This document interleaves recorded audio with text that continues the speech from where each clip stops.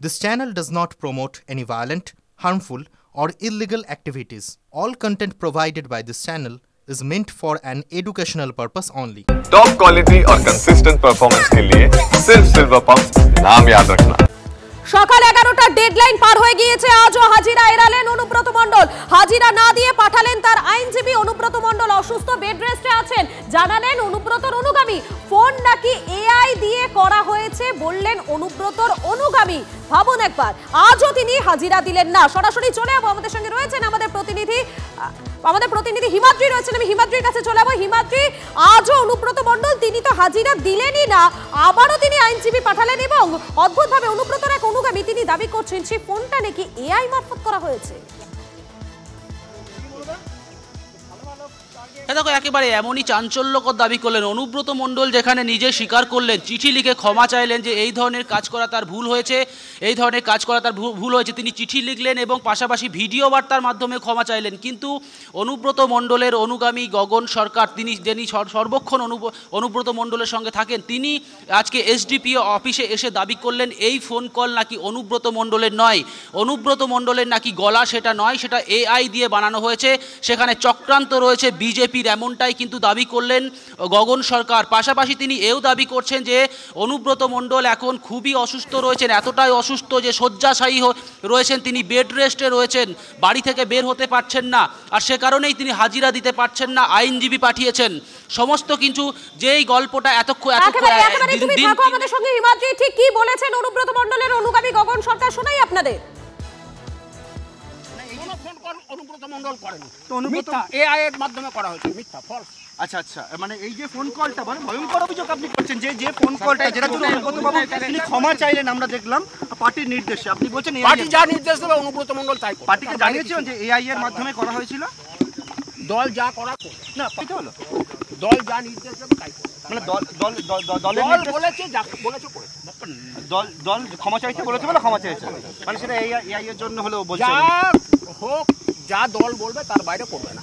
অনুব্রত মণ্ডল দলের অনুগত সৈনিক, মমতা বন্দ্যোপাধ্যায়ের সৈনিক, তিনি যা দল নির্দেশ দেবে তার বাইরে এক কিন্তু থানার আইসি যে ভয়ঙ্কর অভিযোগ করলেন সেটা সরকার দেখবে।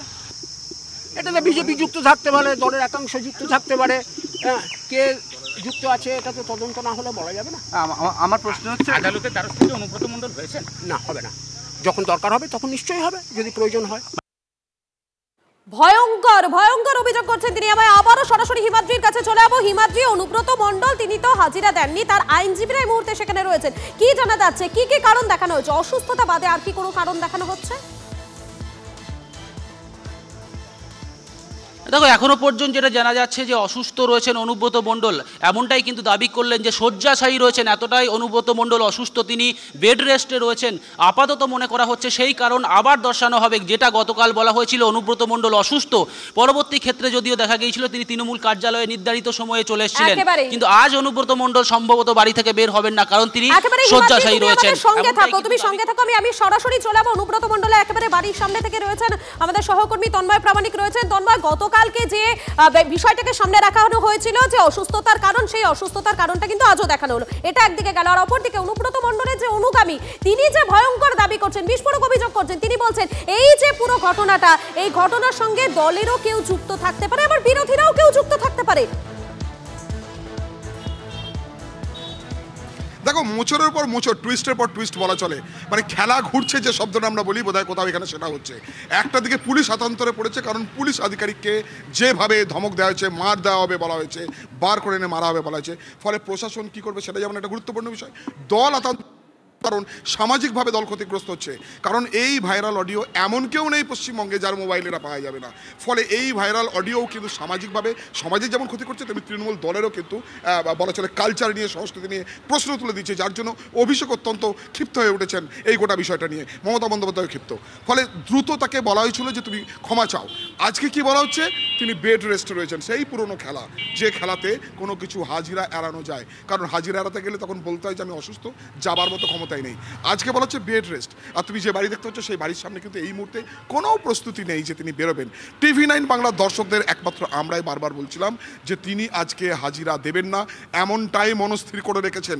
গতকাল মানে শনিবার বিকেল থেকে দুপুরের পর থেকে সন্ধে পর্যন্ত বোলপুর জেলা পার্টি অফিসে তৃণমূলের বিভিন্ন নেতারা হাজির ছিলেন, রাজ্যের মন্ত্রীরা হাজির ছিলেন। সেখানে যে আলোচনা হয়েছিল সেই আলোচনায় ঠিক হয়েছিল যে তিনি হাজিরা দেবেন না। তারপর আইনজীবীদের সঙ্গে কথা হয়, সেখানেও তিনি বলেন তিনি হাজিরা দিতে চান না, আইনজীবীদের একটা অংশ বলে হাজিরা দেওয়ার দরকার নেই। তারপরে কিন্তু আজকে AI এর প্রসঙ্গ এক, 2 নম্বর গুরুত্বপূর্ণ যে বিষয়টা সেটা হচ্ছে দলের একাংশ জড়িত থাকতে পারে। দলের একাংশ জড়িত থাকতে পারে তার মানে ষড়যন্ত্র, যেটা প্রথম চিঠিতে তিনি লিখেছিলেন যে চক্রান্ত থাকতে পারে, অর্থাৎ দলের একাংশ। কে তাহলে? কাজল শেখ। এই কাজল শেখের সম্পর্কে সে কিন্তু আগেও বলেছে, ওই ফোনেতেও শোনা গেছে যে কাজলের বিরুদ্ধে একেবারে ফোনেতেও কিন্তু সেই নাম অর্থাৎ কাজল শেখের নামটা শোনা গিয়েছে। তুমি থাকো আমাদের সঙ্গে তন্ময়, এবং এই মুহূর্তে আপনাদেরকে আরো একবার জানাই যে ছবিগুলো আমরা বারবার করে দেখাচ্ছি যে অনুব্রত মণ্ডল আজ তিনি হাজিরা এড়িয়েছেন, তিনি আবারও আইনজীবী পাঠিয়েছেন এবং সেক্ষেত্রে তার অনুগামী দাবি করছেন তিনি নাকি অসুস্থ, তিনি নাকি বেড রেস্টে রয়েছেন। অপরদিকে দেখুন আরো একটি ছবি দেখাচ্ছি আপনাদেরকে, গতকালকে ছবি। গতকাল বিকেলে এই অনুব্রত মণ্ডল তিনি কিনা সশরীরে একেবারে হাজির হয়েছিলেন পার্টি অফিসে। দেখতেই পাচ্ছেন একেবারে পেছনে হাত দিয়ে স্বমহিমায় অনুব্রত মণ্ডল তিনি গতকালকে চলে গিয়েছে পার্টি অফিসে। আর সেই অনুব্রত মণ্ডল নাকি আজ এতটাই অসুস্থ যে তাকে বেড রেস্টে থাকতে হচ্ছে। আমি সরাসরি চলে যাবো, আমাদের সঙ্গে রয়েছেন আমাদের প্রতিনিধি সিজার মণ্ডল রয়েছেন। সিজারের কাছে যাবো। সিজার, এক্ষেত্রে পুলিশের কাছে আর কি কি স্টেপ নিতে পারে, পুলিশ আর কি কি পদক্ষেপ নিতে পারে, কেননা অনুব্রত মণ্ডল 2 বার হাজিরায় ডালেন? দেখো, পুলিশ অনেক কিছুই করতে পারে যেটা এর আগে সিবিআই করেছিল, কারণ এই ট্র্যাক রেকর্ড যেটা অনুব্রত মণ্ডল তিনি কিন্তু বজায় রেখেছেন। এর আগে সিবিআই যখন তাকে গরু পাচার মামলায় বারবার ডেকেছিল তখন তিনি 10 বার হাজিরা এড়িয়েছিলেন। 11 বারের বার তাকে গ্রেপ্তার করা হয়েছিল বোলপুরের বাড়ি থেকে, এবং সেই জায়গাটা পুলিশের সামনেও কিন্তু খোলা রয়েছে। আর এখানে দাঁড়িয়েই প্রথম প্রশ্ন, পুলিশ কি আদৌ সেই পদক্ষেপ করতে চায়?